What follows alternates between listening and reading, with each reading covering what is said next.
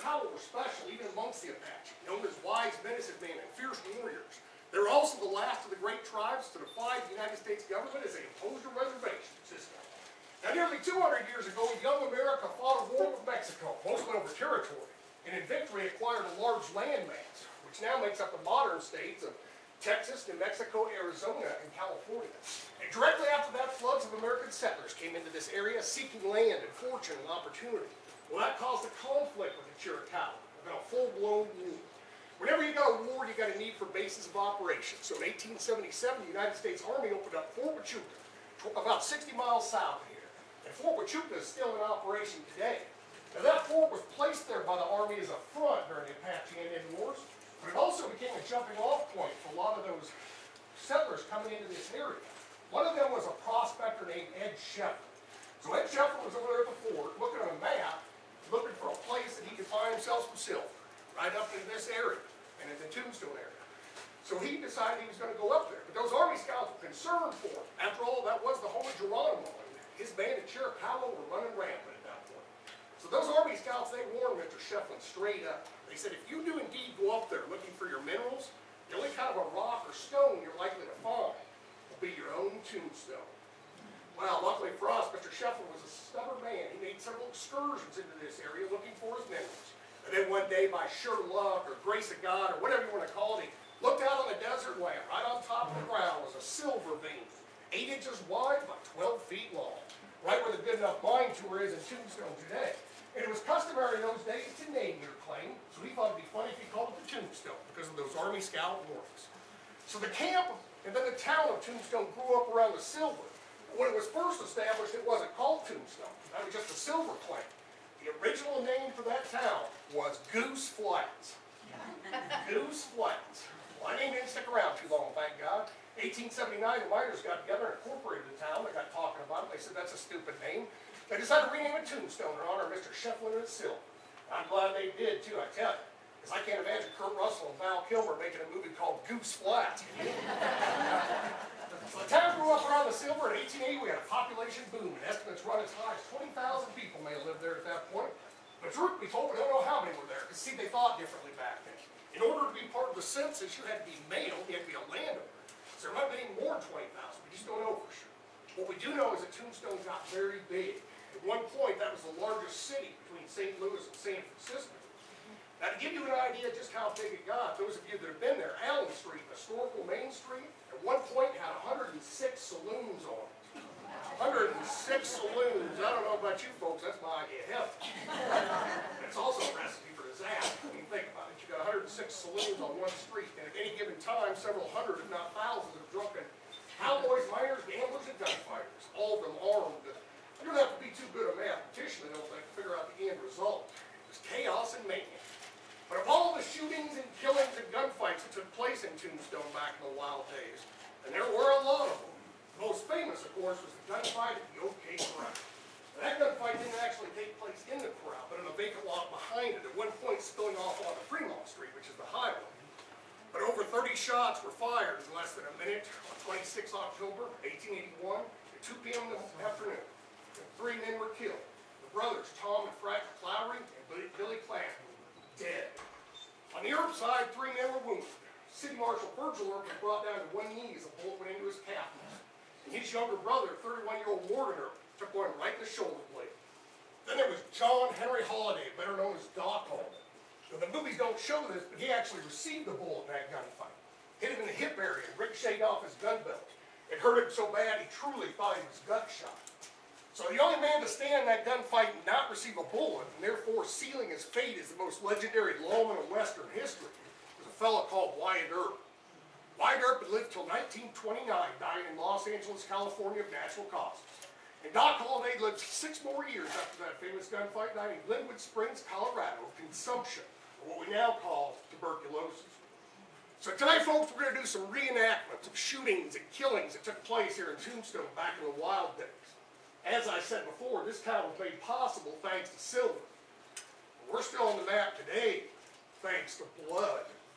Now, that being said, who's ready to see a gunfight? Yeah. All right, folks, let's get something started. demonstrate right now, this is not Sunday school, it's a gunfight. Now, who's ready to see a gunfight?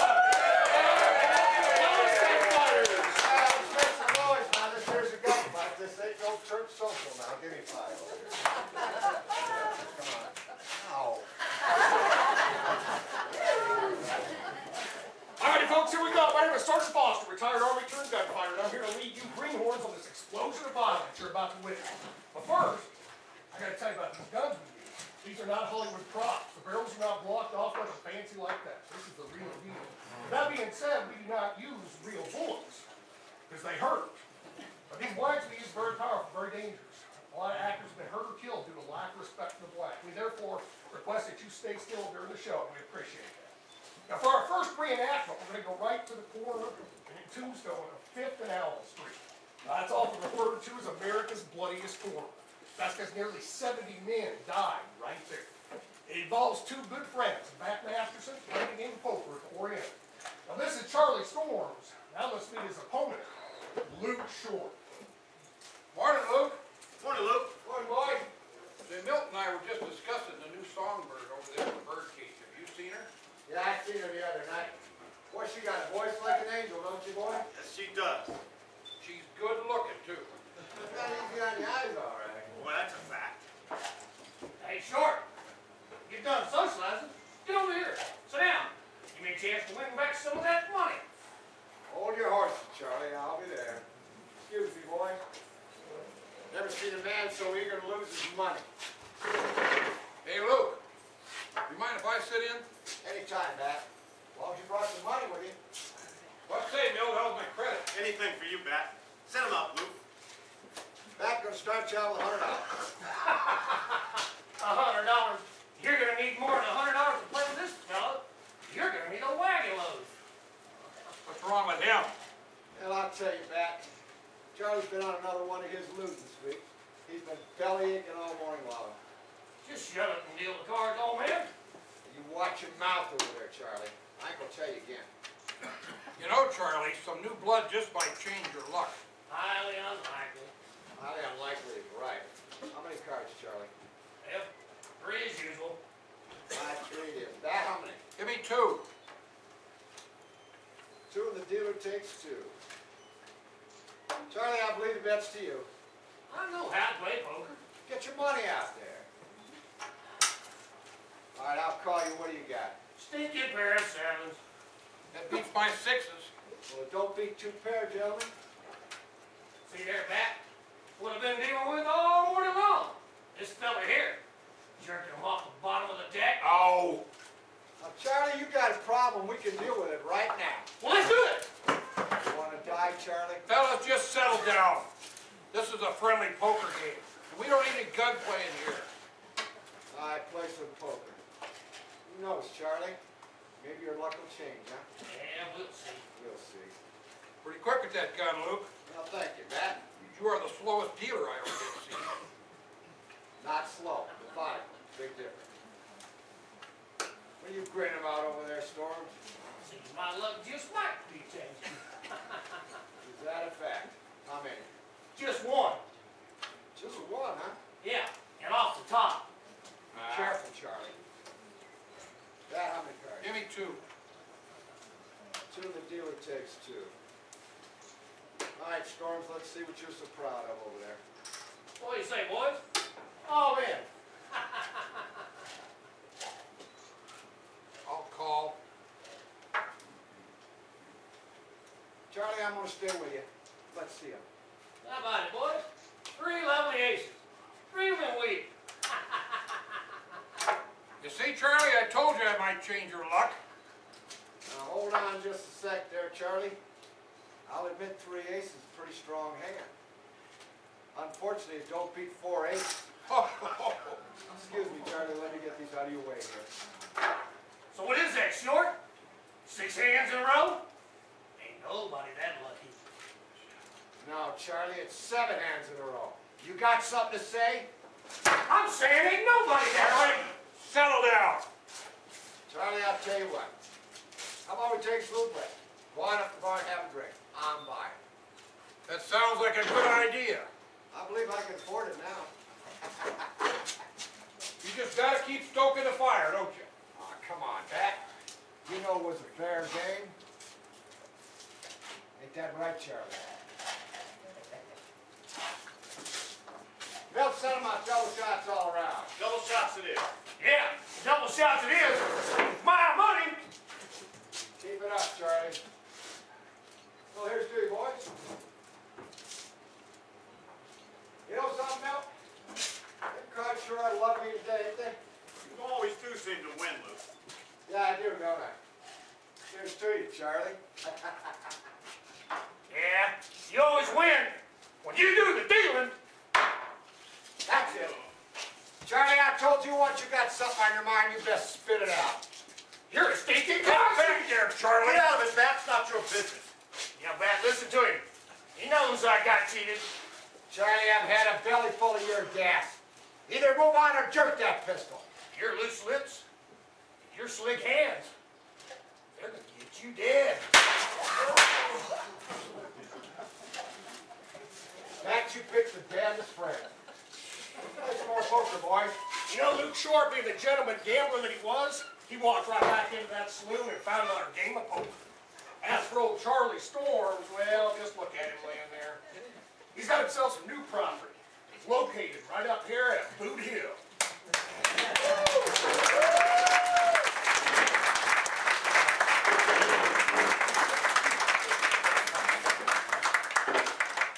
Folks, this is a Colt 45. Some people refer to this as a peacemaker. It was invented by Colonel Samuel Colt. They used to say that God created man, but Sam Colt made them all equal. This is a fine weapon even by today's standards. It's very well balanced, and it can be drawn and fired accurately in less than a second. Now, there were very few men, if any, in this area that could match the gun skills of one Buckskin Frank Leslie. Now, most of you folks probably never even heard of Buckskin Frank Leslie, and that's a real shame because he was indeed one of the toughest men to ever come into this area. He was an Army Scout and a gambler. Excuse me, folks. Army Scout and a gambler, but he's best remembered in Tombstone as the bartender right across the street from us at the Oriental Saloon. Well, Frank was in the center of Tombstone's greatest mystery, the death of Johnny Ringo. The popular belief back then was that it was indeed Buckskin Frank Leslie that killed Johnny Ringo up at Turkey Creek. Now, despite that belief, local law enforcement could never acquire enough proof to build a case against Frank for the Ringo killing. He killed 13 men while he was in Tombstone alone. It was his 14th victim, a woman, that led him to Yuma prison for 25 years. Well, believe it or not, Frank turned out to be a model prisoner, so they paroled him after only 7. And at that point, he did what a lot of men did back then. He went north to Alaska in search of gold, but then he fainted from history. This next event you're going to see occurred on 14 November 1882. Frank is tending bar at the Oriental, where he's having an ongoing argument with Billy Claiborne, who claims to have witnessed Frank kill Johnny Ringo. Billy Claiborne, along with Ike Clanton, were the two cowards that ran from the gunfight at the OK Corral. I need a drink.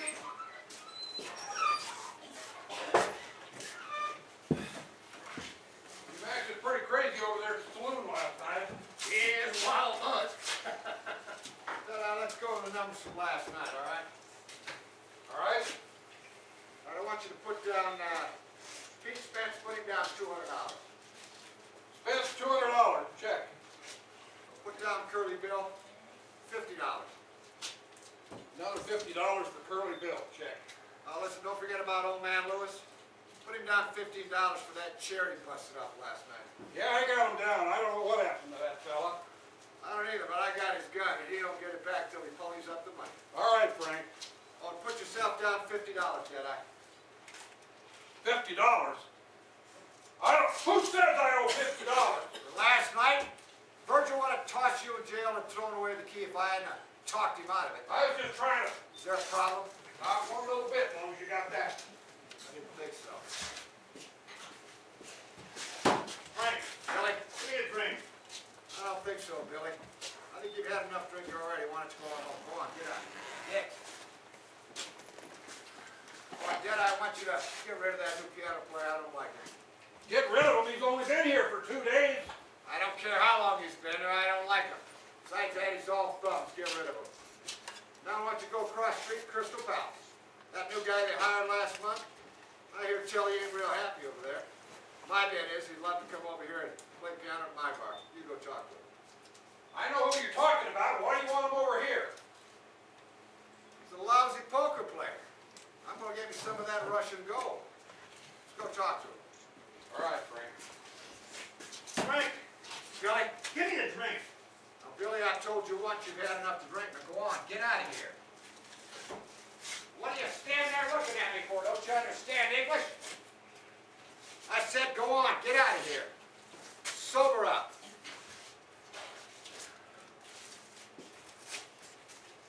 Yeah, one more thing. I want you to get rid of Margarita. Get rid of her, why? Because she's a sloppy drunk with a big mouth. By 12 o'clock, she's useless. Get rid of her. All right, but who do you want me to put in her place? Max, what's the name of that little brunette over there at the bucket of blood? You know, that cute one? Oh, Mary. Yeah. I talked to her. She's cute. She knows her job. She'll make us lots of money. All right, Frank. On second thought, I want you to get gold dollar. Frank, you can't use gold dollar. Why not? If you put gold dollar and margarita together, someone's going to get dead. You get gold dollar.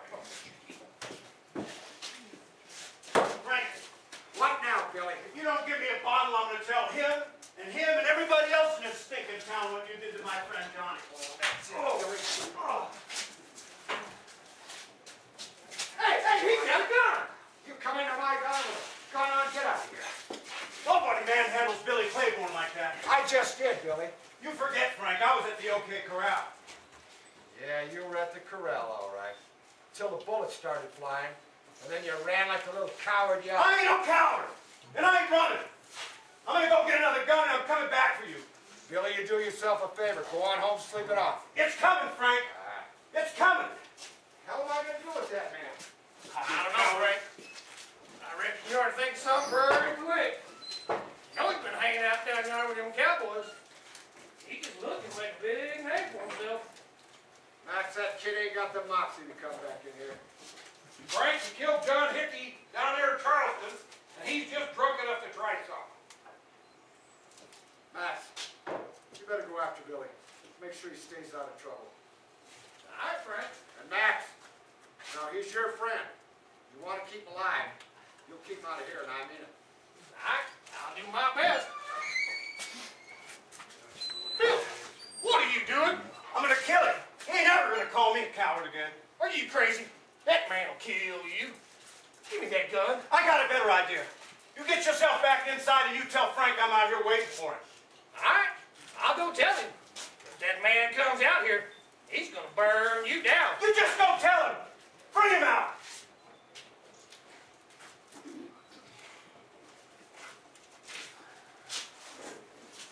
Max, you find Billy? Yeah, I found him.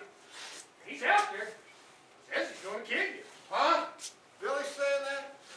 Come on, Max, you've known Billy a long time. You'll go home and sleep it off, sober up, forget all about it. Hell, I wouldn't pay no, never mind. Now, you don't understand. He's calling you out. Billy Claiborne's calling me out? Well, that man never learns, does he?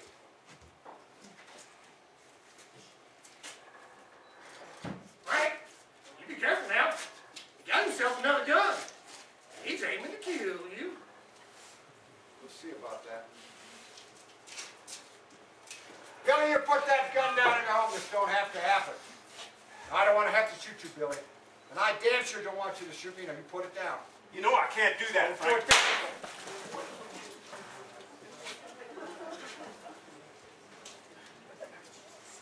I warned you.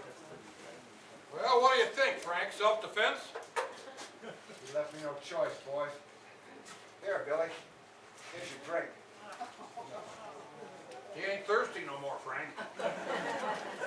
That's the history of Tombstone, all right!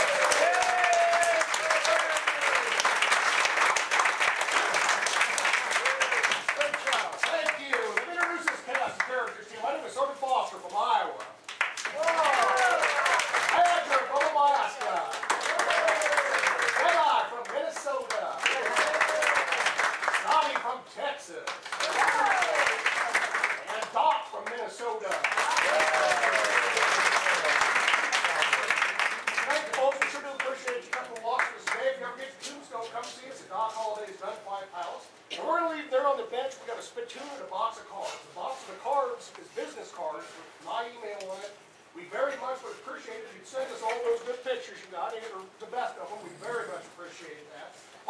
tune is for tips. So if you enjoyed the show, we'd appreciate it. Drop something nice for us in there to